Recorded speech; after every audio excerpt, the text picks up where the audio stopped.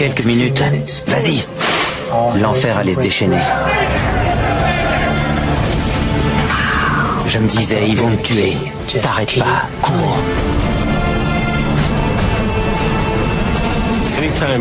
Quand quelqu'un essaie de s'évader, une chose est sûre, c'est qu'il est prêt à tout. On craignait qu'il soit armé. File-moi la caisse.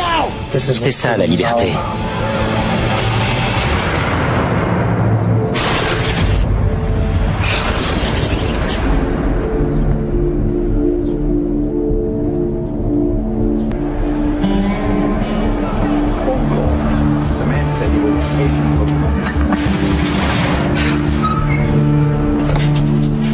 Je m'appelle Dennis Weinhope. J'aime la musique country, les bolides, les belles femmes et surtout les sensations fortes.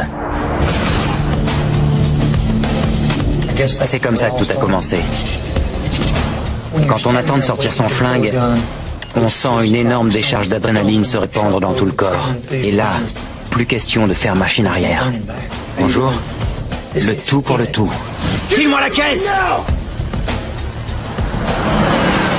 Malheureusement, l'envie de vivre ces sensations fortes conduit souvent à risquer sa vie ou à commettre des délits.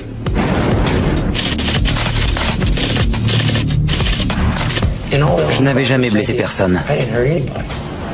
Mais on m'a condamné à 80 ans de prison. Et puis on m'a mis dans un bus, direction la prison de Darrington, au sud de Houston. J'avais 22 ans.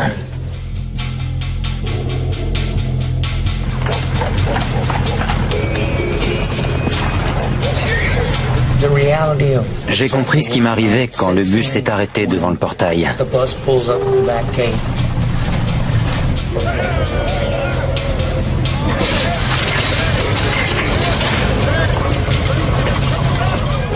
De la viande fraîche, celui-là est pour moi. On vous balance tout un tas de cochonneries. Il est pour moi celui-là.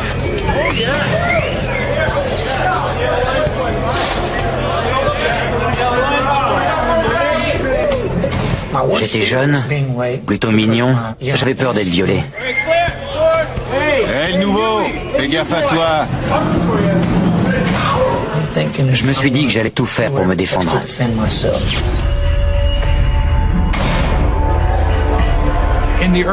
Au début des années 90, j'étais enquêteur à la prison de Darrington. La prison avait la réputation d'être très violente.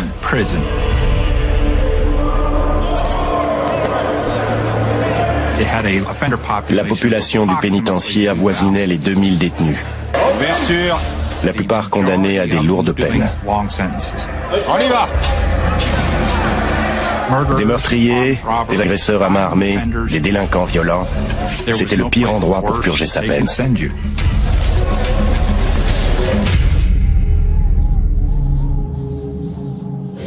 J'ai fait le tour du propriétaire. J'ai observé les environs pour évaluer les distances.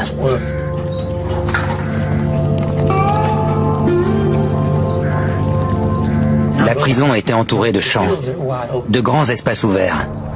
Il ne fallait pas espérer s'enfuir à pied. On aurait reçu une balle dans la nuque avant d'atteindre la lisière de la forêt.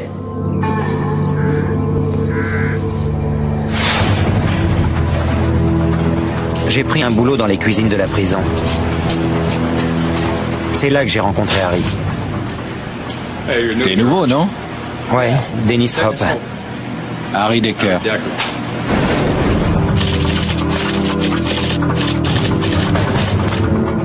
On s'est bien entendu avec Harry. Comment tu trouves l'endroit? C'était pas un abruti comme les autres. Il était réglo. Horrible. Ma seule issue à ce moment-là, c'était de faire appel. Tiens, regarde. C'est là. Harry m'a aidé avec la paperasse. Lisa, je vais te chercher un autre bouquin. 80 ans, c'était pas juste. Je n'avais jamais blessé ni tué personne. C'est la justice du Texas. T'as raison. Au début des années 90, la justice du Texas a pris une nouvelle direction. On a commencé à appliquer la tolérance zéro. L'idée, c'était de mettre les criminels en cage et de jeter la clé. Hop.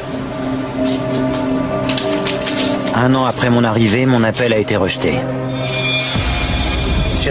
En gros, ces quelques lignes de la chambre criminelle de la cour d'appel disaient « On s'en fout de toi ». C'était un véritable coup de massue. Je me suis senti seul, complètement abandonné.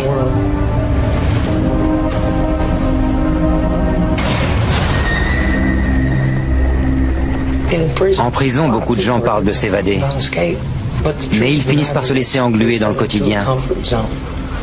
Et il faut un événement traumatisant pour les sortir de ce quotidien. Pour moi, ça a été la mutinerie.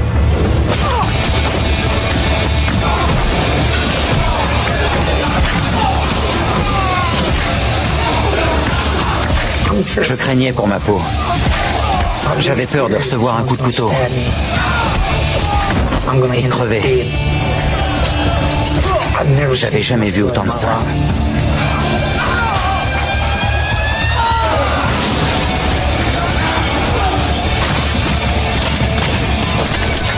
Tout le monde à terre!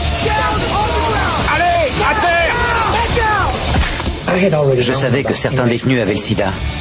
À terre, j'ai dit! Quand ils m'ont étendu dans ce sang, j'ai eu peur de le choper et d'en mourir. Quand j'ai vu que je pouvais crever aussi facilement, je me suis dit, tant qu'à y rester, autant essayer de franchir les clôtures.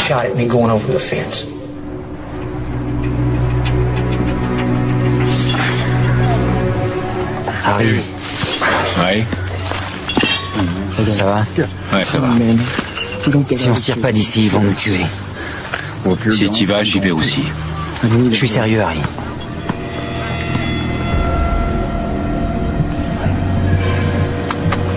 Ça, c'est la première clôture. Et là, c'est la seconde. Je lui ai dit qu'on pouvait découper la première clôture et sauter par-dessus la deuxième. Il m'a dit pourquoi on coupe pas les deux. Tu veux rester entre les deux clôtures le temps de découper la deuxième? On est foutus si on fait ça. Ils vont nous tirer comme des lapins. Il faudra prendre le chemin le plus facile. Ce qui veut dire passer par-dessus. On fait comment? On va s'enrouler des couvertures autour des jambes pour nous protéger les barbelés. Si on pouvait sauter au sommet pour éviter les barbelés, on était sortis d'affaire. Comme quand on fait l'équilibre.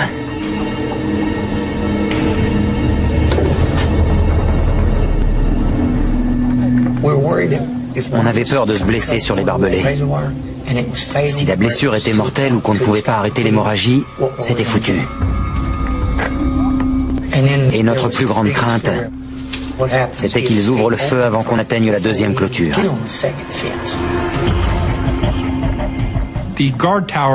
Les tours sont gardées jour et nuit, 7 jours sur 7. Les consignes sont claires. Si un détenu essaie de s'évader, les gardes n'hésiteront pas à tirer. C'est du calibre 223. Ça tue son homme sur place.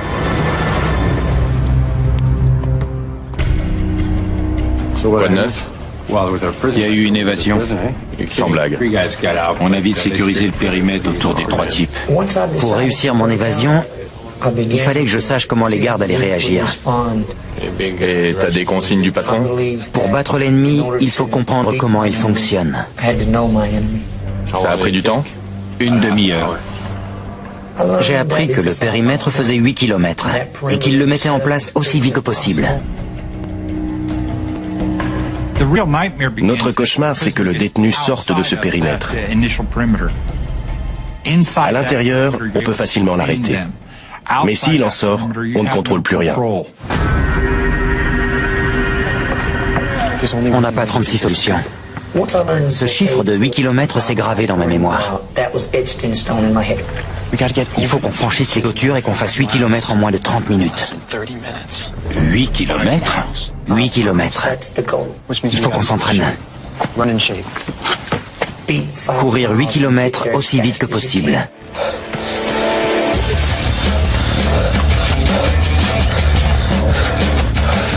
C'était notre seule chance. Courir, s'évader à pied. Au lycée, je faisais du cross-country. En prison, la course à pied m'a permis de me vider la tête.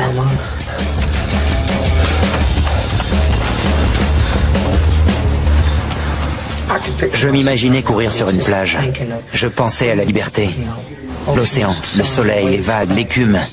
Dans ma tête, j'étais ailleurs.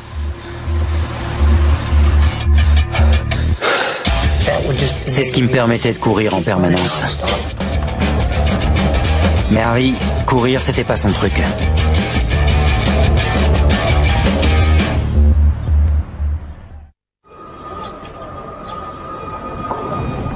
Pour franchir les clôtures, on allait avoir besoin de l'aide d'un type qui bossait à l'entretien.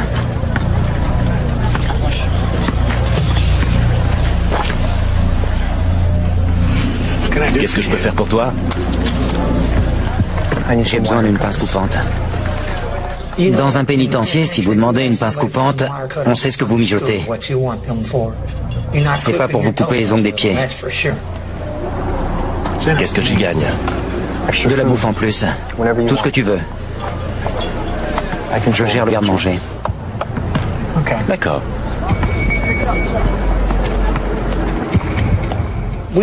On a discuté plusieurs fois pour savoir comment faire passer la pince. Et un jour, il m'a dit, je l'ai. Ce sera sous ton plateau. Fais gaffe à pas te faire choper. Et si c'est bon, je te les passe.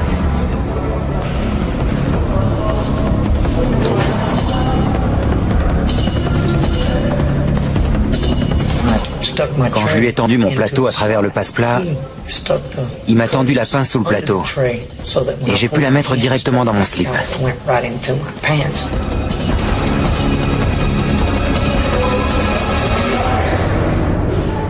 Je tremblais plus que pour un braquage. Si l'un des gardes m'arrêtait pour me fouiller, c'était mort.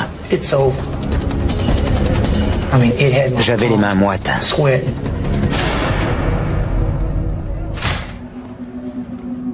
J'ai emporté la pince à la cuisine. Il y avait un grillage qui entourait la machine à glace et quand les autres ont eu le dos tourné, je l'ai essayé. Allez. Elle n'avait pas l'air assez puissante. Je me suis dit, tout ça pour rien.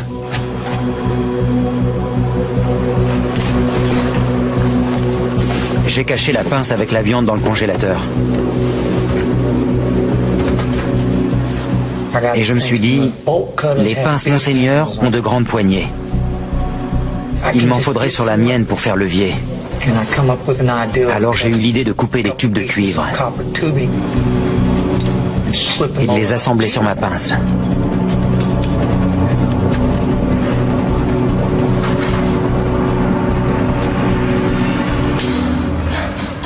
C'était reparti.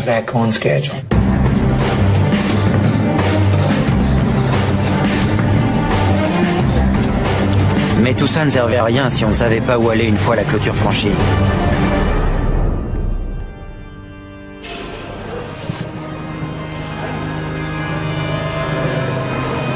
Et un jour, j'ai trouvé le dépliant d'une église par terre.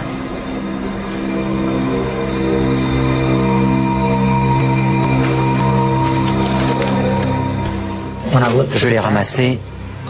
Au dos, il y avait une carte de la région. J'en croyais pas mes yeux. C'est dingue. C'est pas possible.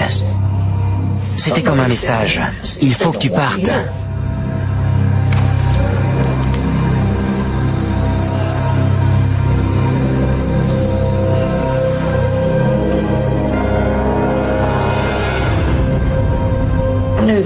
En combinant toutes les informations que j'avais avec la carte,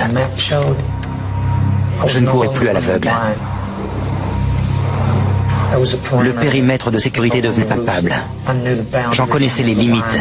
Je savais où aller pour les franchir et en sortir. J'avais moins de 30 minutes pour suivre les lignes électriques et franchir l'A288, le périmètre de 8 km autour de la prison. Ensuite, direction Houston au nord-est. Tout était prévu. Plus rien ne me retenait.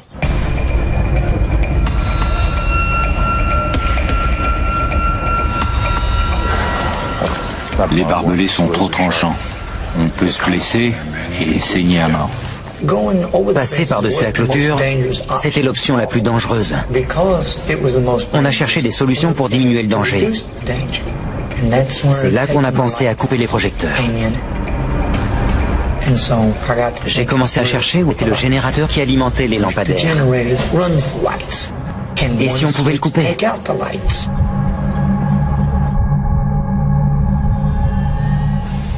On savait que le générateur se trouvait dans la chaufferie. Salut Johnny. Il y avait un type qui venait d'être viré de la chaufferie. Il nous a renseignés. L'alimentation de toute la prison passe par la chaufferie. Il a dit que la chaufferie alimentait toute la prison et que le générateur de secours se trouvait au même endroit. C'était fabuleux. Depuis la chaufferie, on pouvait plonger la prison dans le noir. Mais on ne savait pas comment y entrer. Et les gars de la chaufferie n'étaient pas du genre à nous aider.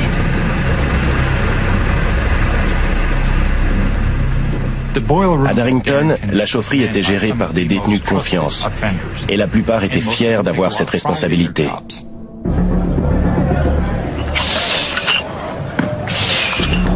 Un jour, un gars qui s'appelait Montgomery est venu me voir. Salut, je peux te parler?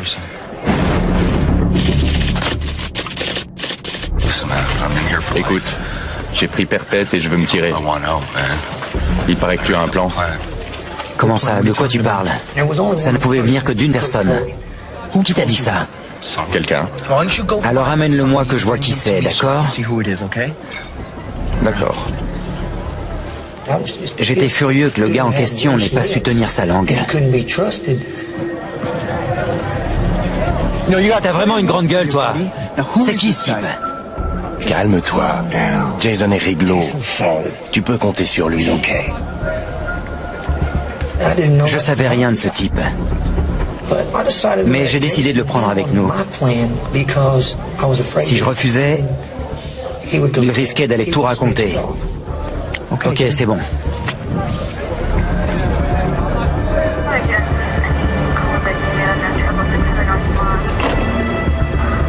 Et coup de chance, Jason a apporté un élément déterminant. Je connais un type à la chaufferie. Jason avait ses entrées dans la chaufferie. Il connaissait des gars là-bas. Sérieux? Tu peux nous faire entrer? Maintenant, c'était sûr. On allait éteindre les lumières.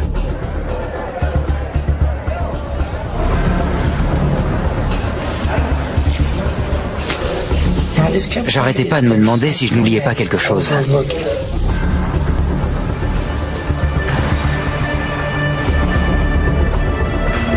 Le soir de l'évasion, je passe chercher Jason dans la salle de jeu.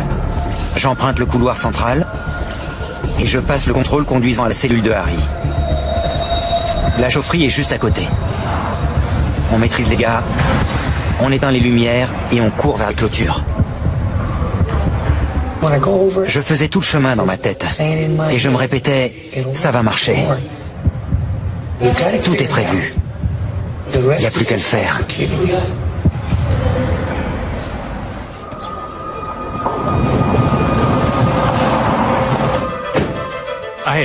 En novembre 1994, je venais d'arriver à Darrington.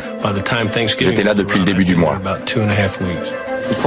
Il y a un problème dans la tour là-bas et on m'a dit que ce serait réglé ce matin. Je commençais à me familiariser avec les lieux et le reste du personnel. J'ai dit à Harry et Jason, on s'évade le dernier week-end de novembre. Ce sera le congé. Les gardiens-chefs seront pas là. C'est Thanksgiving, tout le monde rentre chez lui. T'es partant? Bien sûr, je viens. T'es sûr? Oui, je te l'ai dit.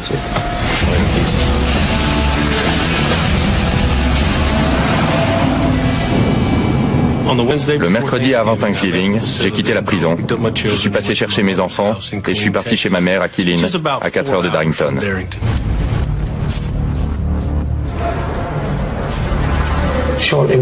Un peu avant l'appel, j'ai mis la pince dans mes chaussures. J'ai fait un paquet avec ma couverture. Et j'ai pris mon manteau.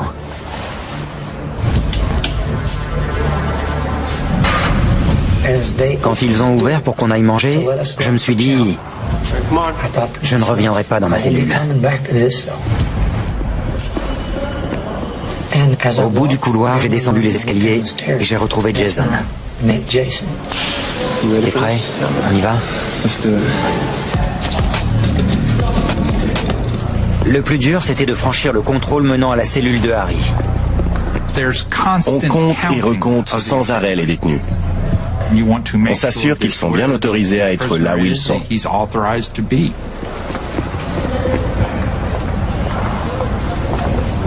Jason est passé sans problème. Mais moi, la gardienne m'a arrêté. T'es pas dans cette aile, toi? J'ai répondu, bah tiens, vous m'avez transféré il y a 2 jours. Vous devenez gâteuse? Je lui ai dit, allez-y, vérifiez. Ok, vas-y. Quand elle m'a laissé passer, je me suis dit, maintenant, plus rien ne pourra m'arrêter. Harry nous attendait. Il devait nous rejoindre 5 minutes plus tard dans la chaufferie.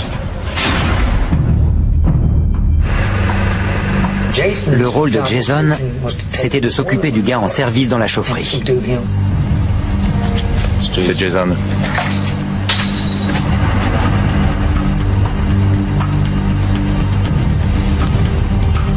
Mais au bout de 5 ou 6 minutes, il n'avait encore rien fait.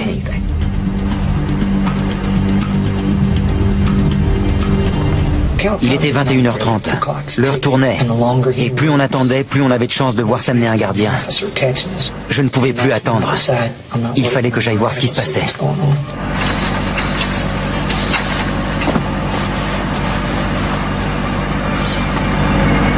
J'ai ouvert la porte et j'ai vu Jason qui bavardait. Mais quel abruti!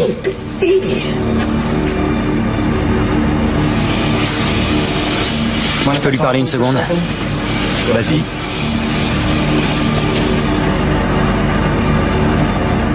Mais qu'est-ce que tu fous? Tu l'assommes ou quoi? On n'a pas toute la nuit. Et là, il m'a sorti... On peut pas faire ça demain? J'en croyais pas mes oreilles.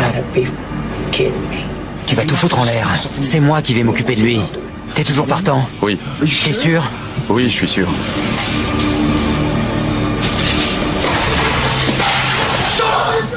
Je l'ai pris à la gorge et je l'ai plaqué au sol.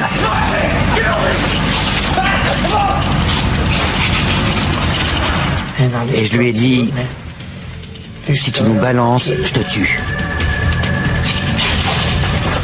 J'ai dit à Jason de découper sa couverture.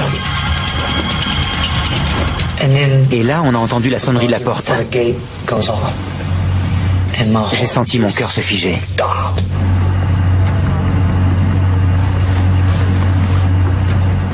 J'ai attrapé un tournevis et je suis allé jusqu'à la porte. Qui c'est? C'est moi, mec. C'est Harry. Quand j'ai vu que c'était Harry, j'étais soulagé.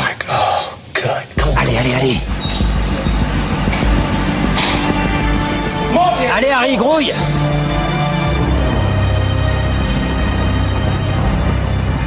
On a coupé nos couvertures en 2 pour les enrouler autour de la taille. On a fait des trous avec un tournevis et on a utilisé des lacets pour faire une ceinture. Pour éloigner les chiens, on a enfilé des chaussettes sales volées à la laverie par-dessus nos chaussures. Et on les a couvertes de piment de Cayenne. On était prêts. J'ai commencé à sectionner les fils du générateur de secours. Je me disais, c'est la dernière étape avant le grand final. Dans quelques minutes, le générateur sera inutilisable. Ce sera le chaos et ils n'auront aucun moyen de le remettre en marche. C'est lequel? T'es sûr? Tu vas le couper?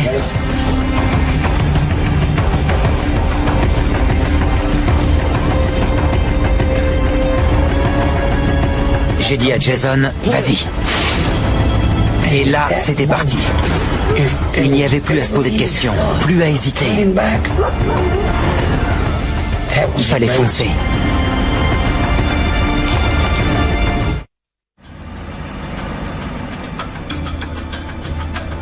Bon, on y va. On a entendu les cris des détenus.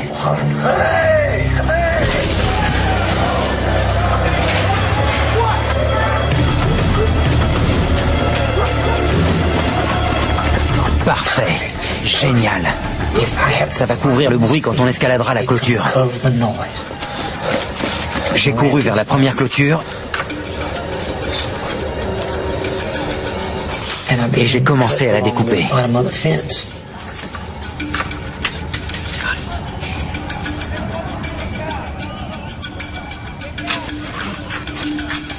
L'angoisse commence à monter et on se dit « Allez, plus vite !»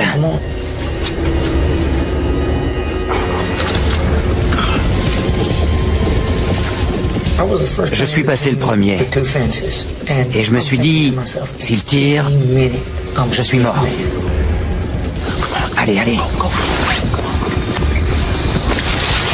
Venez. On est arrivé à la deuxième clôture.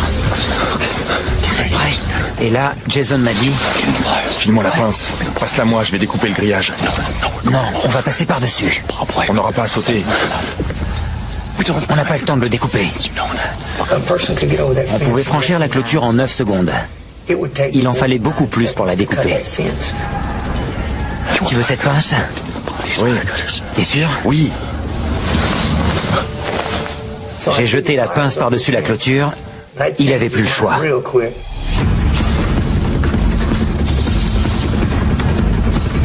Mon manteau s'est pris dans les barbelés, mais mon poids m'a entraîné de l'autre côté. Quand j'ai touché terre, je suis sorti physiquement, mais aussi mentalement de la prison. Devant moi, j'avais un espace ouvert, sans barrière.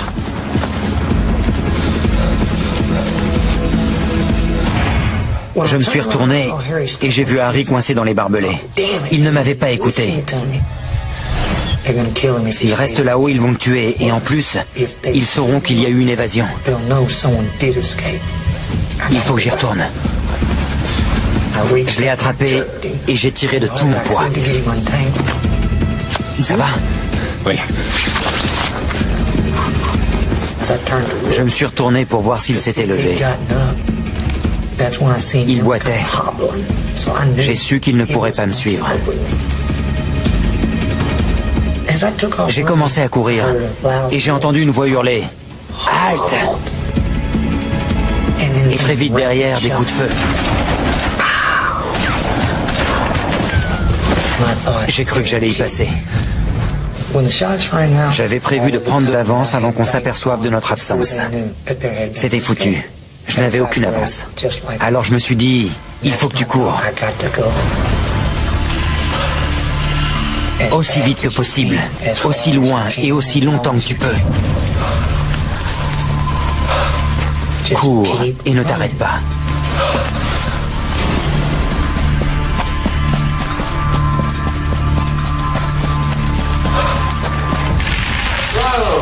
Joli coup, bravo. Une paire de deux, bien joué. J'étais assis dans la cuisine de ma mère à jouer avec les enfants. Ah, encore. Bravo. Ne triche pas. Le téléphone a sonné. C'était le commandant Thomas, et ses premiers mots ont été « Il y a eu une évasion ». Combien? Quand? Comme tout gardien de prison, l'idée qu'un détenu est en cavale me rend malade. J'arrive. Il faut que j'y aille. Désolé.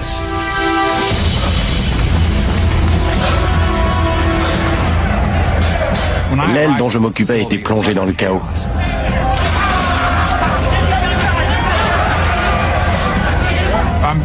J'étais inquiet et très frustré. Je ne savais pas qui avait disparu. Tout ce qu'on savait, c'est qu'il y avait eu des coups de feu et des actes de sabotage. Et on faisait de notre mieux pour gérer la situation.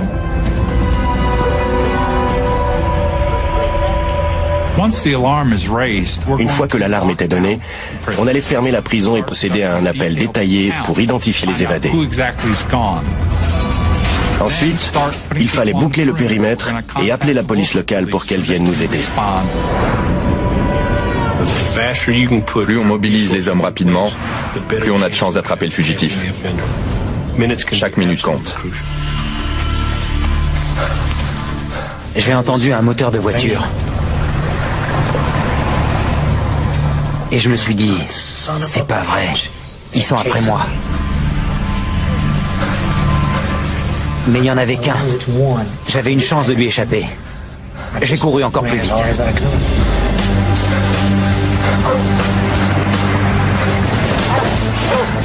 Tu peux y arriver, vas-y.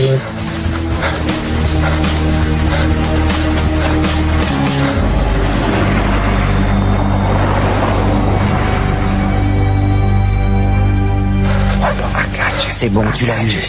Continue. Je savais que je devais franchir l'A288 dans la demi-heure. Et plus je mettrais de temps, plus il y aurait de voitures à m'attendre là-bas. Dans ma tête, j'entendais cette voix qui me disait « Vas-y, cours !» Je ne connaissais pas la zone, mais je me suis repéré grâce aux lignes à haute tension. Je savais qu'elles longeaient l'autoroute. J'étais dans la bonne direction.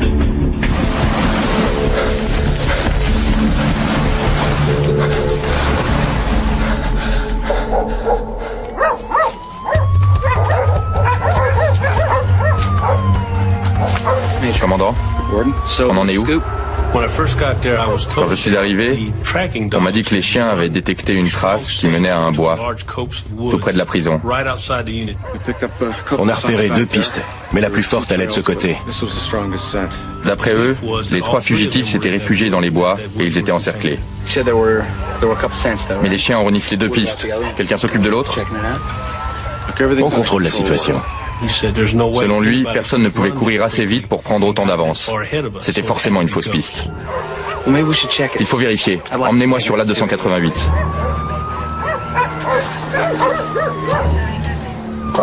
Pour moi, traverser cette autoroute, c'était les maîtres échecs et maths. Toutes les pièces étaient en place. J'ai bien observé les voitures pour être certain de les identifier correctement. J'ai attendu un vide dans la circulation et j'ai traversé à 4 pattes. Dans la nuit, on croirait un chien.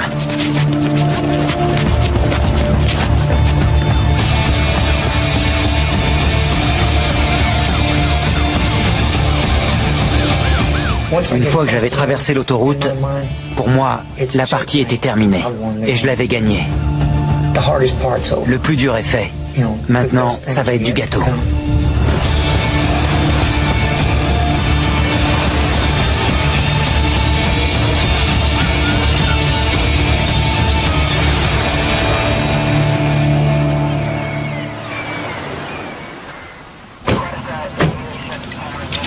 Quand on est arrivé sur place, j'ai demandé « On est loin d'Arrington ?» À peu près 5 kilomètres. J'ai senti mon estomac se nouer. Est-ce que vous aimez courir, commandant? Pas trop. Moi aussi, et je peux parcourir cette distance en 24-25 minutes. J'étais certain qu'il avait franchi notre périmètre de base. Tout d'un coup, j'avais l'avantage. Je savais que c'était le moment ou jamais de les semer.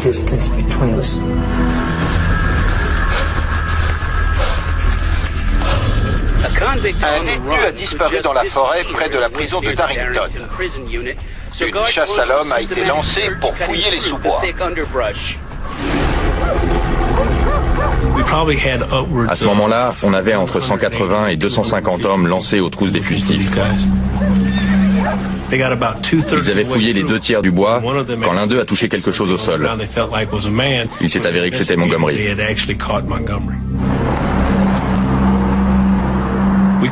On a attrapé Decker dans une zone habitée au cours de la 2e nuit. Mais le 3e évadé reste introuvable. J'ai compris qu'on avait affaire à un type très malin. Il nous avait battus. J'en ai fait une affaire personnelle.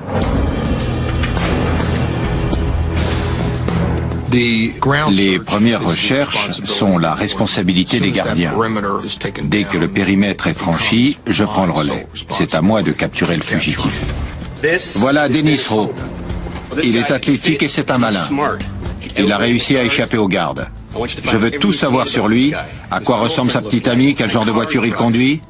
On a pensé qu'il allait se diriger vers Dallas, là où se trouvaient ses amis et sa famille.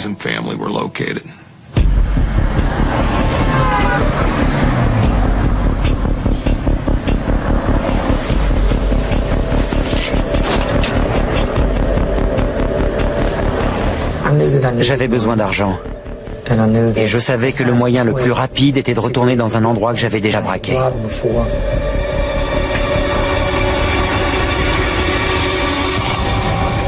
Ça n'était plus qu'une question de temps. Dallas, prépare-toi, j'arrive. Excusez-moi, monsieur, vous pourriez m'avancer? La plupart de ces individus sont des psychopathes. Bon, j'ai besoin de ta voiture. Tu vas faire exactement ce que je te dis. Ils vont s'attaquer à n'importe qui. Garde-toi là.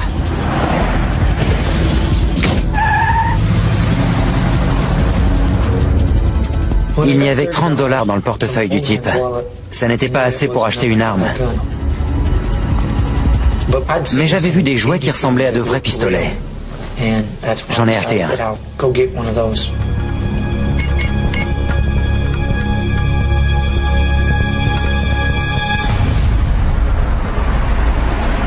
Je suis allé dans une épicerie que j'avais déjà braquée. Je savais qu'on était à l'heure où il faisait la caisse. Je suis entré, et comme prévu, le coffre était grand ouvert.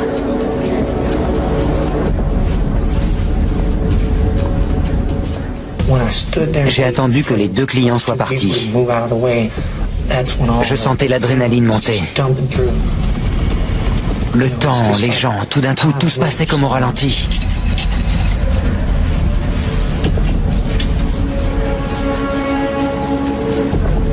Je lui ai demandé l'heure.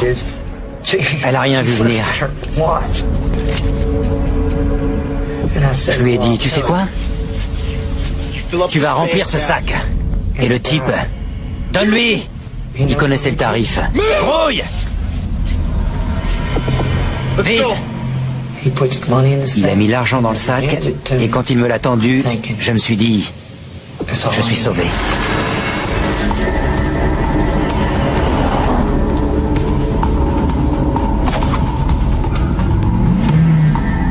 Maintenant, je vais avoir tout ce dont j'ai besoin. Je suis libre.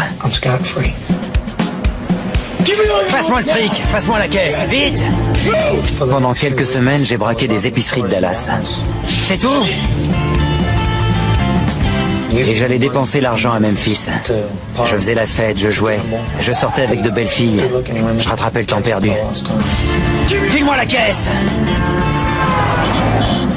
À ce moment-là, on pense qu'il est sur Dallas, parce qu'on nous a signalé toute une série de braquages. Rouille! Allez! Il y a quelque chose? Non, rien. Ça devenait gênant. On avait déployé pas mal d'hommes pour l'attraper et ça ne donnait rien. Et puis, tout est allé très vite. La police de Memphis a retrouvé la voiture volée. On a relevé les empreintes de Dennis Hope à l'intérieur. Et il y avait un journal avec des annonces d'appartements à louer entourés. Au même moment, la surveillance électronique a identifié 2 appels passés depuis Memphis sur un portable à une complice de Hope. On s'est tout de suite dirigé vers Memphis. Et il n'y a pas de fugitif parfait. Ils finissent toujours par commettre une erreur. Et il faut être là pour les arrêter. File-moi la caisse!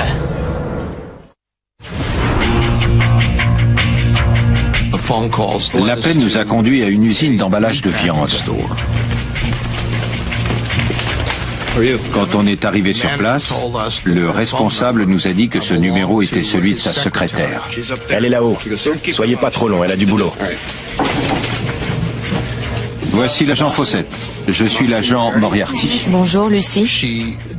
Elle nous a dit que sa sœur sortait avec un Texan nommé Dennis. Ma sœur va bien? On lui a demandé de biper Dennis Hope. Ok, on attend.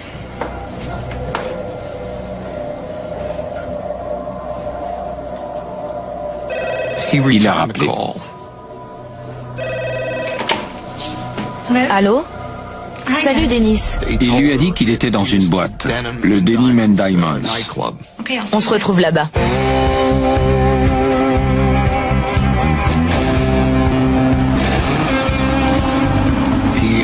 Il a dit aussi qu'il conduisait une belle voiture, qu'il portait un chapeau de cow-boy blanc, un jean, des bottes et une chemise western.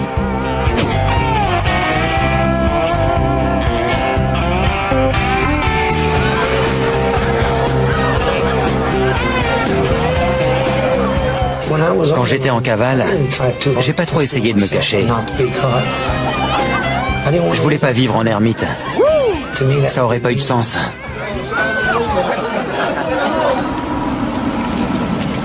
On est allé au Denim and Diamonds et on a cherché sa voiture.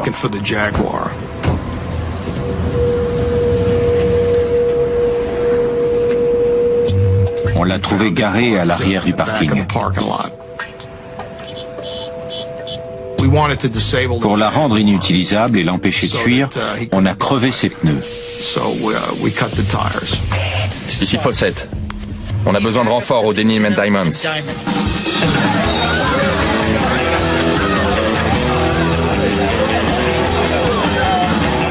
On est entré et je l'ai tout de suite repéré. Notre crainte, c'était qu'il soit armé et qu'il y ait une fusillade dans le bar qui était bondé. On a décidé de s'approcher de lui et de l'immobiliser.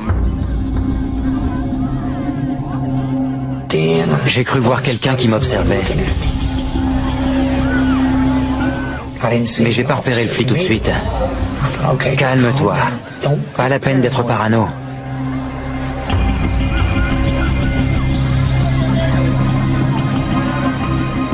On s'est avancé comme pour mieux entendre la musique et on est arrivé à sa hauteur.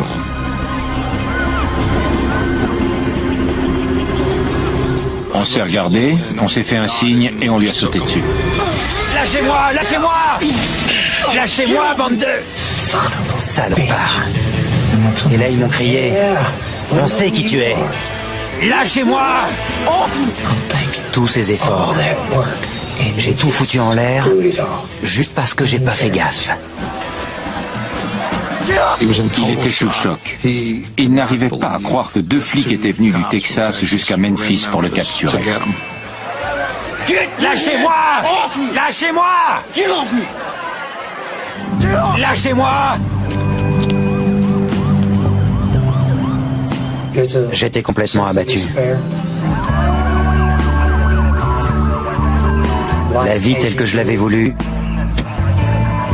n'était plus qu'un souvenir.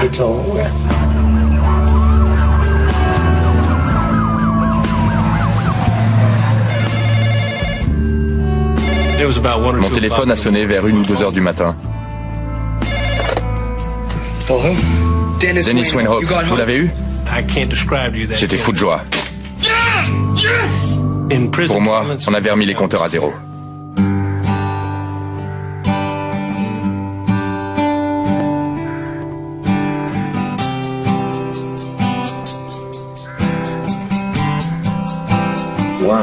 Aujourd'hui, de ma cellule, je regarde le temps passer. On ne peut pas changer son destin, ni revenir en arrière. Impossible. J'attends le jour où mon cœur s'arrêtera de battre. Ça n'est pas ce que j'appelle vivre.